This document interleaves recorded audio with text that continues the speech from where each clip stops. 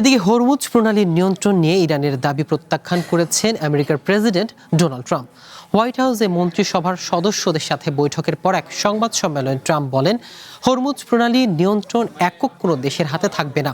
এ সময় ওমানকেও কড়া ভাষায় সতর্ক করে বলেন ট্রাম্প, ওমান ইরানের মতো আচরণ করলে দেশটিতেও হামলার হুমকি দিয়েছেন আমেরিকার প্রেসিডেন্ট।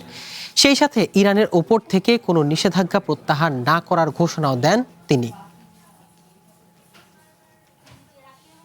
হামলার পরপরই স্থানীয় সময় বুধবার হোয়াইট হাউসে মন্ত্রিসভার সদস্যদের সাথে বৈঠক সারেন প্রেসিডেন্ট ডোনাল্ড ট্রাম্প। এরপর এক সংবাদ সম্মেলনে হরমুজ প্রণালীর নিয়ন্ত্রণ নিয়ে ইরানের রাষ্ট্রীয় গণমাধ্যমের দাবির প্রসঙ্গে প্রশ্ন করা হয় তাকে। এ সময় অনেকটা ক্ষুব্ধ হয়েই ট্রাম্প দাবি করেন, হরমুজ প্রণালী আন্তর্জাতিক জলপথ এবং এটি সবার জন্য উন্মুক্ত থাকবে। কোনো একক দেশের হাতে এই জলপথের নিয়ন্ত্রণ থাকবে না। এছাড়া তেহরানের ওপর থেকে নিষেধাজ্ঞা প্রত্যাহার করা হবে না বলেও জানান ট্রাম্প। এটি আন্তর্জাতিক জলসীমা, কেউ এটি নিয়ন্ত্রণ করবে না। আমরা এর উপর নজর রাখব। ওমানকেও বাকি সবার মতো স্বাভাবিক আচরণ করতে হবে, না হলে ওদের উড়িয়ে দেওয়া হবে।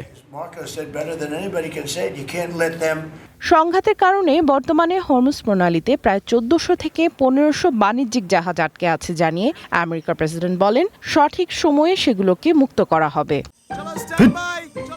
লাইফে কোনো কিছুর গ্যারান্টি নাই, তাই ইন্স্যুরেন্স করুন সিটি ব্যাংকে, কারণ ইন্স্যুরেন্স করলে সিটিতে সুরক্ষা পাবেন নিশ্চিন্তে।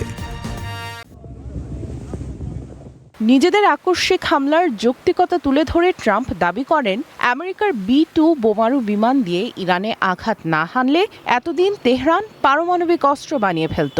একই সাথে ইরানের ইউরেনিয়ামের মজুদ চায়না বা রাশিয়ার কাছে হস্তান্তরের প্রস্তাবও নাকচ করেন ট্রাম্প। ওদের যে অর্থ আমাদের কাছে আছে তা আমাদের কাছেই থাকবে। ওরা যখন সঠিকভাবে আচরণ করবে তখন আমরা ওদের টাকা ফেরত দেব।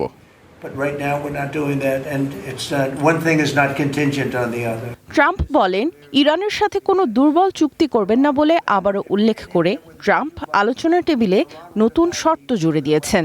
তিনি চান সৌদি আরব, কাতার ও কুয়েতের মতো প্রভাবশালী আরব দেশগুলো যেন অবিলম্বে ইসরায়েলের সাথে সম্পর্ক স্বাভাবিক করার চুক্তি অর্থাৎ আব্রাহাম অ্যাকর্ডসে সই করে। এদিকে ক্যাবিনেট বৈঠকে ট্রাম্প দাবি করেন, ইরান চুক্তি করতে মরিয়া হলেও আমেরিকা এখনও তাদের শর্তে সন্তুষ্ট নয়। ভেনেজুয়েলার সাবেক প্রেসিডেন্ট নিকোলাস মাদুরোকে যেভাবে খুব দ্রুত ক্ষমতাচ্যুত ও বন্দী করেছে আমেরিকা, সেই উদাহরণ টেনে ট্রাম্প বলেন, তাদের সব শর্ত মেনে চুক্তি না করলে সামরিক শক্তি দিয়ে কাজ শেষ করবে ওয়াশিংটন। সামিয়া জান্নাহ, ওয়ান ইন্টারন্যাশনাল ডেস্ক।